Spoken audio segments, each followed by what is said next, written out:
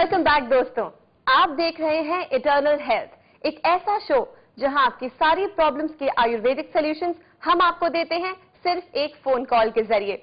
हमारा नंबर है 01294088 और हमारे बीच मौजूद हैं विश्व प्रसिद्ध आयुर्वेदाचार्य डॉक्टर प्रताप चौहान। प्लीज हमें फोन करिए। डॉक्टर साहब, काल के बारे में बात की, अलग अलग सीजन्स के बारे में बात की जी, पर समय पे किसी का कंट्रोल नहीं है। देखिए ये जो टाइम तो चलेगा, हम जैसे बाल्यावस्था से युवा होते हैं उसके ये तो नेचुरल है। इसी तरह से दिन होती है, रात होती है, तो वो जो वात पित्त कफ का हमने समझाया वो तो नेचुरली चलेगा। लेकिन इसमें करना क्या है, इसका हमें ज्ञान होना चाहिए, इसका पता होना चाहिए। अगर नहीं पता होगा तो हम क्या करेंगे कि गलत समय पर गलत भोजन करेंगे। डॉक्टर साहब, अब समय हो गया हमारा सेकंड फोन कॉल लेने का। जी, हेलो हेलो हेलो, नमस्कार, आपका स्वागत है इटर्नल हेल्थ में। आपका नाम और आप कहां से बात कर रही हैं? मेरा नाम है अनीता पाठक, मैं मंदसौर से बोल रही हूँ, मध्य प्रदेश मंदसौर से। जी अनीता जी, हमारे साथ हैं डॉक्टर प्रताप चौहान और आप इनसे बता सकती हैं कि आपकी परेशानी क्या है। बताइए। हेलो डॉक्टर साहब। नमस्ते। नमस्कार जी। हाँ जी, बोलिए। मुझे है ना, अभी बारिश के मौसम में बहुत एलर्जी होती है हर चीज से। अच्छा, कच्ची चीजें, मतलब फल नहीं खा सकती हूँ, कोई भी सब्जियां नहीं खा सकती हूँ। तो उसमें होता क्या है? मुझे खुजली? छींकियाँ चलती है बहुत। अच्छा, छींकें आती हैं। खट्टी चीजों से होती है ज्यादा? सभी चीजों से। मुझे खट्टी तो मैं खा ही नहीं पा रही हूँ वैसे भी। अच्छा अच्छा, और जैसे चाय कॉफी वगैरह किसी चीज ये से? इनसे तो नहीं हो रही है। अच्छा अच्छा, जैसे कच्ची सब्जियां, जैसे ये मूली गाजर, मूली गाजर खट्टी चीजों से होती है। हाँ हाँ। देखिए, अभी उसी पर हमारी चर्चा भी चल रही है। आपने बड़ा अच्छा प्रश्न पूछा है, उसी से जुड़ा हुआ कि वर्षा ऋतु में आपने कहा कि होता है। हाँ और जी। खट्टी चीजों से होता है, तो खट्टी चीजें पित्त बढ़ाती हैं और वर्षा ऋतु में ऑलरेडी पित्त बढ़ा हुआ होता है। काल का प्रभाव उसमें होता है, समय का प्रभाव, ऋतु का प्रभाव है। हाँ जी। तो इसलिए आपको हम वही समझा रहे हैं, इसको शो को देखते रहिए। लेकिन आपको मैं उत्तर भी इसका दे देता हूं कि वर्षा ऋतु में कभी भी पित्तवर्धक चीजें नहीं खानी चाहिए हमको। उसमें खटाई भी होती है, हाँ जी। उसमें अचार भी होता है, उसमें जो लाल मिर्च भी होती है, उसमें तली हुई चीजें भी होती हैं, और नॉन वेज वगैरह अगर आप खाते हैं, अंडा वगैरह, वो भी उसमें शामिल होता है।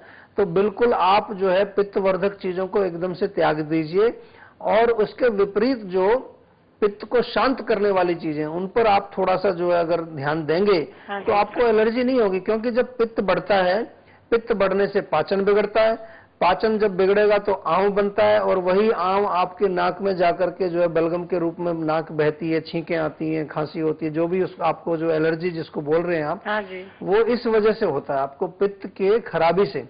अच्छा जी। तो पित्त को शांत करने के लिए एक छोटा सा नुस्खा मैं आपको बताता हूं, इसको आप बना लीजिए और अभी तुरंत लेना शुरू करिए।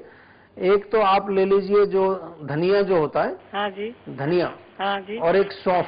सौंफ। दोनों चीजों को बराबर मात्रा में आप कूट के पाउडर बना लीजिए। अच्छा जी। और उसको आधा आधा चम्मच जो है थोड़ा सा मिश्री का पानी बनाइए। अच्छा जी। मिश्री भी कूलिंग होती है। हाँ। अच्छी मिश्री या कच्ची खांड मिल जाए आपको, तो मिश्री का पानी, उसमें 1 चम्मच ये धनिया और सौंफ का पाउडर मिला के सुबह और शाम दोनों टाइम पी लीजिए। अच्छा जी। और वैसे भी हमारे यहाँ कई चीजें बनती हैं, जैसे सत्तू है। हाँ जी। सत्तू का प्रयोग इसीलिए किया जाता है कि वो पित्त को शमन करता है।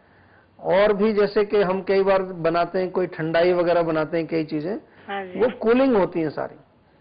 दही नहीं खाना, कढ़ी नहीं खानी, और खट्टी चीज नहीं खानी बिल्कुल भी। चाय भी मत पीजिए, तो आपका बिल्कुल होगा ही नहीं एलर्जी। आपको अगले सीजन में तो शुरू से आपको मालूम होगा, आपको बिल्कुल नहीं होगा। लेकिन अभी भी आप ये करेंगे तो ये बिल्कुल ठीक होगा। नहीं तो एलर्जी के लिए जब छींकें आती है ना, तो ज्यादातर लोग कोई अदरक वदरक खाते हैं या तुलसी के पत्ते उबाल कर पीते हैं। आपके केस में वो बिल्कुल गलत है, वो उससे आप ठीक नहीं होंगे। क्योंकि अदरक, तुलसी के पत्ते, काली मिर्च, लौंग, ये सब गर्मी करते हैं, और आपका कारण ही गर्मी है। अच्छा। तो इसलिए कारण को समझ करके चिकित्सा करनी चाहिए। ये आप शुरू करिए, आपको इससे बिल्कुल एकदम से लाभ मिलेगा। ठीक है? ठीक है, धन्यवाद। फोन करने के लिए बहुत बहुत शुक्रिया, थैंक यू। डॉक्टर साहब, सीजन्स को हम नहीं रोक सकते, ज्ञान की कमी। देखिए, वही छोटी सी बात है, अभी प्रश्न भी उसी से मिलता जुलता आ गया हमारे पास। अगर हमें नॉलेज नहीं होगी, जैसे ठंड पड़ रही है बहुत तेज, सर्दी बहुत तेज है, मैं कई बार यूरोप में होता हूँ, बर्फ पड़ रही है, -25 डिग्री टेम्परेचर है, और मैं देखता हूँ लोग आइसक्रीम खा रहे हैं। तो ये काल का इसमें जो है प्रभाव आता है इसमें। आइसक्रीम में प्रॉब्लम नहीं है, आइसक्रीम खा सकते हैं, ऐसी बात नहीं कि आइसक्रीम कोई गंदी चीज है। यह सुबह के टाइम हमने बोला कफ का समय होता है मॉर्निंग में, उस समय अगर आप पराठा खाएं आलू वाला और उस पर इतना सारा मक्खन रखे और साथ में दही भी खाते हैं लोग और अचार भी, सारी चीजें कफ वर्धक होगी, बिल्कुल, तो उससे डेफिनेटली प्रॉब्लम आएगी, आपका कोलेस्ट्रॉल बढ़ जाएगा उससे। तो प्रॉब्लम पराठे में नहीं है, मक्खन में भी नहीं है। कई लोग डरते हैं कि मक्खन नहीं खाना है, मक्खन खाइए, दोपहर को खाइए। अच्छा। जब पित्त का प्रकोप होता है, जब आपकी अग्नि बहुत तीव्र होती है, उस टाइम आप पराठा भी खाइए, मक्खन भी खाइए, कोई दिक्कत नहीं है आपको, क्योंकि वो अग्नि आपकी तेज है और पित्त बढ़ा हुआ है, तो उस समय वो पच जाएगा। अच्छा। सुबह जब आपका कफ का प्रकोप है, उस समय आप अगर ऐसी कोई चीज खाएंगे जो कफ वर्धक है, ऑलरेडी कफ बढ़ा हुआ है और फिर ऊपर से आप कफ वर्धक चीजें खाएंगे, तो फिर तो वो पचेगी नहीं आपको। इसलिए हम कहते हैं कि ब्रेकफास्ट लाइट खाइए, मतलब जो कफ वर्धक चीजें नहीं है, फ्रूट्स खाइए, दलिया थोड़ा बना लो, खिचड़ी बना लो, या कोई सूप टाइप की कोई चीज ले लीजिए जी। तो यहाँ पर जो हम समझा रहे हैं, वो समझाने का मतलब ये है कि जो हम भोजन करते हैं, अब कई लोग मेरे को बोलते हैं जी शुगर नहीं खाना बिल्कुल भी, अभी शुगर फ्री की एक और नई बीमारी चल गई, हर चीज में शुगर फ्री। शुगर में कोई बीमारी थोड़ी है, लेकिन अगर गलत तरीके से आप शुगर को खाएंगे, गलत टाइम पर खाएंगे, तो वो तो फिर बीमारी करेगी, कोई भी चीज करेगी। शुगर में कोई बीमारी नहीं है जी। लेकिन लोगों को एक ये दिमाग में एक ये डर बैठ गया है कि चीनी नहीं खानी है, घी नहीं खाना जी, बिल्कुल भी देसी घी खाना ही नहीं है, उससे मेरे को प्रॉब्लम हो जाएगी। नहीं, ऐसा नहीं है। टाइम से खाइए, काल के अनुसार खाइए, ऋतु के अनुसार खाइए, अपनी आयु के अनुसार खाइए, अपने पाचन के अनुसार खाइए। बिल्कुल। अगर यंग एज में आदमी घी खाए या कोई ऐसी चीज, तो यंग मतलब पित्त का बताया ना हमने, पित्त का। जब युवावस्था होती है, youth is the time of पित्त, तो पित्त is connected with digestion. High energy levels आप बता रहे थे, उस टाइम आपकी अग्नि तेज होती है, तो आप इसलिए यंग एज में जो मर्जी खाते हैं सब पच जाता है, ऐसा देखा है हमने। लेकिन जब आप 40 साल के हो जाते हैं, वो कहते हैं प्रौढ़ अवस्था, थोड़ी सी जो है मिडिल एज उसको बोलते हैं, उस समय रोक देना पड़ता है। डॉक्टर साहब, आपकी इस बात को यही रोकना चाहूंगी क्योंकि हमारा जो नेक्स्ट फोन कॉल है वो हमारा इंतजार कर रहा है। हेलो हेलो हेलो, नमस्ते, आपका स्वागत है इटर्नल हेल्थ में। आपका नाम और आप कहां से बात कर रहे हैं? मैम मेरा नाम है भोला और मैं बरेली यूपी से बात कर रहा हूँ मैम। भोला जी, हमारे साथ हैं डॉक्टर प्रताप चौहान। आप इनसे बताइए कि आपकी क्या परेशानी है। सर, मैं अगर एक जगह बैठता हूँ तो मैं दोबारा अगर उठता हूँ तो मुझे पूरा आंखों के सामने अंधेरा छा जाता है सर मेरे। अच्छा। और हाथ अगर एक जगह हाथ रखा रहता हूँ तो हाथ पे झंझनाता बहुत तेज है सर।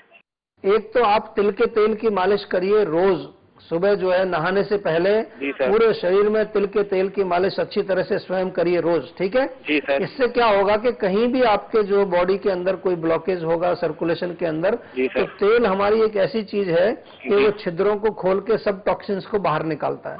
और मालिश करने के बाद थोड़ा सा व्यायाम भी करिए, चाहे आप कोई आसन करिए या सैर के लिए जाइए, ठीक है। और एक चीज आपके लिए, क्योंकि सर्कुलेशन या खून की कमी होती है, इसके लिए एक नुस्खा मैं आपको बताता हूँ। 4 छुआरे ले लीजिए आप। छुआरे जानते हैं ना, जो अपने खजूर होते हैं सूखे हुए डेट्स, वो आप सुबह पानी में भिगो दीजिए और सुबह पूरा दिन भीगे रहे, रात को उनको पानी में से निकाल के 1 कप दूध में डाल करके उबाल लीजिए अच्छी तरह से, खाना खाने के बाद, रात को डिनर के बाद। और फिर वो दूध आपको जो है, जब वो उबल जाए अच्छी तरह से, उसको उतार के उसमें 1 चम्मच शहद मिलाइए। तो ये, हाँ शहद, ये दूध आपको पीना है और साथ में जो छुआरे उसमें पड़े हुए हैं उनको चबा चबा करके खाइए। आपको जो है विद इन ए वीक आपको इम्प्रूवमेंट दिखेगा और 4 सप्ताह में तो आपका रोग बिल्कुल भाग ही जाएगा। बिल्कुल जी सर। भोला जी, फोन करने के लिए बहुत बहुत शुक्रिया। Thank you. Thank you madam, thank you.